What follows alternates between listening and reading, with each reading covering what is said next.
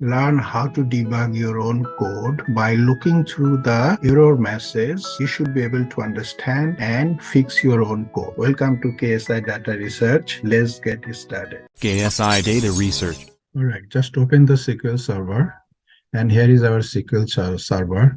We learn how to enter the data using the insert into, and how we can use this insert into statement in a different way we can use. So here is the table. In this table, we wanted to insert data. So we can insert data two different ways. One of the way is writing the column name after the table name. Another one is we do not write any column name after the table.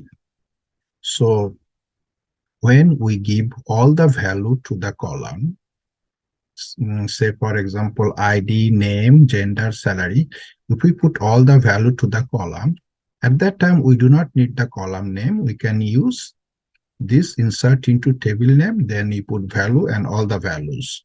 But if we do not have all the value for the column, if we just wanted to have 3 or 2 columns value, others we do not have, at that time we have to write the column name for the insert into table. So let's start it with the practical, do it and then understand clearly also. So just first run this table inside this practice database. So I'm just running this table. Okay, here is our table. So now if I say select all from worker, we see all the column name, that's all. So now we wanted to insert some data. So let's start it insert into table name, worker, and values. If I put 1 for ID, name, put John, and then we put gender is a male, and then say for example we do not have salary. Okay, we do not have salary.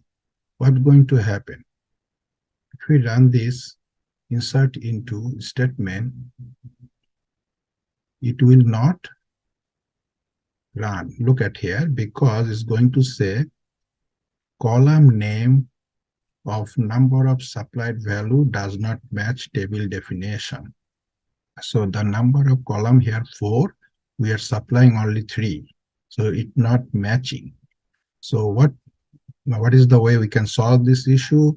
We can put single quotation here, but it still is not going to solve. Look at here, if I run it, it will give the value.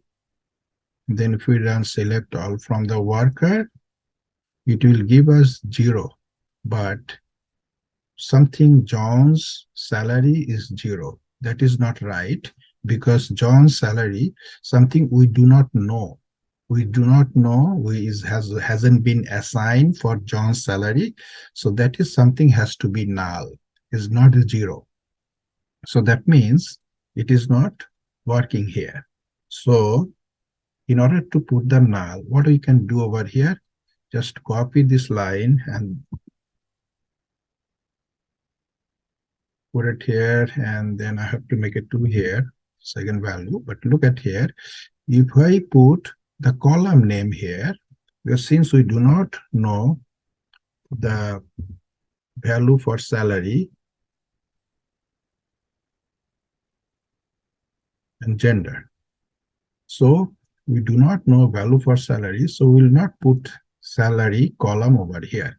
In that case, if we run it without the single quotation, just put the 3 columns and 3 columns value for this table. So now if I run it, you'll see it was running. So now if I say select all from worker, you'll see it is null value. So John's value is null, something we do not know. There are 2 different ways we can insert data into the table, 2 different ways.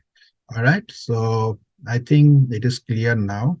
So another way you can you learn how to put the null into the table. So this is the process. Thank you so much. Thank you for watching.